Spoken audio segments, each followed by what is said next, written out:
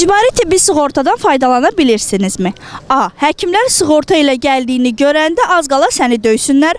B. Bugünə qədər ondan heç istifadə etməmişəm. C. Əvvəl pis idi. Həkimlər adamın üzünə də baxmırdı, amma indi yaxşıdır. Mən ümumiyyətlə özüm istifadə eləməmişəm ictimai sığortadan. Amma ailəmdə istifadə olunub bu yaxınlarda, yoldaşım istifadə eləyibdi. Belə çıxır ki, mən razı qalmalıyam. Amma o həkimlər döymək məsələsi deyirsiniz. Doğrudan da mən elə həkimə rast gəlmişəm ki, o həkim, siz indi məcazi mənada deyirsiniz, həkim məni elə məcazi mənada döydü ki, yəni döymək söhbəti yox da, məcazi mənada. Mən hardasa 2-3 həftə elə bir ki, çox ağır bir vəziyyətdə oldum. İcbari sığortadan istifadə edirəm, indi yaxşıdır. İcbari tibbi sığortadan mən istifadə edirəm. Yəni heç bir problem görməmişəm. Həmişə də yaxşı qarşılanmışam. Hal-hazırda istifadə eləmək mümkündür. Həkimlər pis yanaşan da ola bilər, amma mənim rastıma elə ki, pis yanaşan bir həkim çıxmayıb. Xeyr, heç bir problemlə qarşılaşmamışam. Gözəl də qarşılayıblar, gözəl də yola salıblar.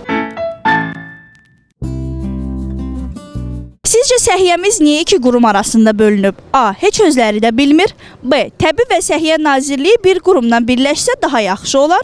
C. Xəstəxanalardan şikayət edəndə də bu qurum onun üstünə atır, o qurum bunun üstünə atır. Dediyiniz düzdür, ancaq ikisi birləşsə daha yaxşı olar. Valla əvvəllər səhiyyə var idi də, təbib sonradan gəldi bu pandemiya dövründə də. Mən ümumiyyətlə sosial şəbəkələrdə də real fikrimi yazan adamam. Təbibin Səhiyyə Nazirliyi ilə iki ayrı quruma ayrılmışdılar. Təbib ümumiyyətlə artıq bir qurumdur.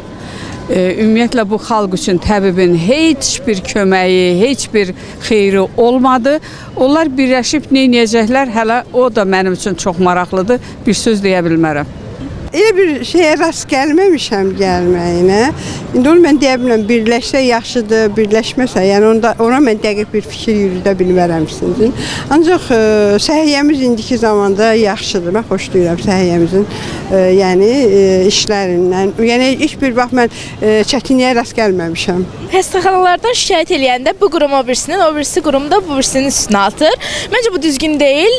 Bununla bağlı bir tədbir görülsə daha yaxşı olar. Moskva bir gündə yaranmayıb ki, yavaş-yavaş düzələr. Sizcə pul qazanmağın ən asan yolu nədir? A. Müğənni olmaq, onsuz da indi səs lazım deyil. B. Pul qazanmağın asan yolu yoxdur, onun üçün işləmək lazımdır. C. Öz variantınızı deyin. Mənə gəlir ağıllı olmaq öz yerində, yəni ki, büdcə daxilində büdcədən kənara çıxmamaq lazımdır. Həm də ki, hər şeyə pul xərcləmək lazımdır indiki zamanda.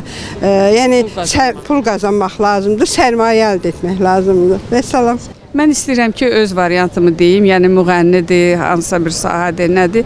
Yəni bunu hamı yaxşı bilir, hərənin də özünün fikri var. Hər halda o sahədə çoxluq daha onlar haqqında mənfi fikir söyləyər. Yəni mən özüm pul qazanmışam, çox əziyyət çəkmişəm və bu gün də çox rahatam ki, mən halal zəhmətimlə ailəmi dolandırmışam. Yəni mən Qarabağlıya məcburi köçkünəm. Ən ağır həyatı yaşasam da öz zəhmətimlə qazanmışam. Mən hal-hazırda təqaüdçüyəm, 50 il hökumət işləmişəm.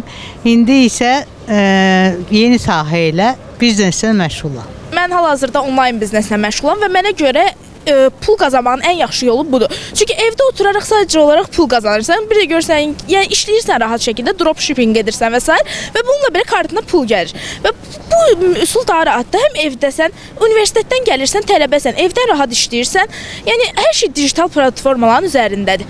Nə bir yerə getməli olursan, nə axşam çıxacam, oradan evə gəlmək dərdi var. Yəni buna görə onlayn iş daha asan pul qazanma mənbəyidir. Pul qazanmaq üçün çoxlu kitab oxumaq lazımdır.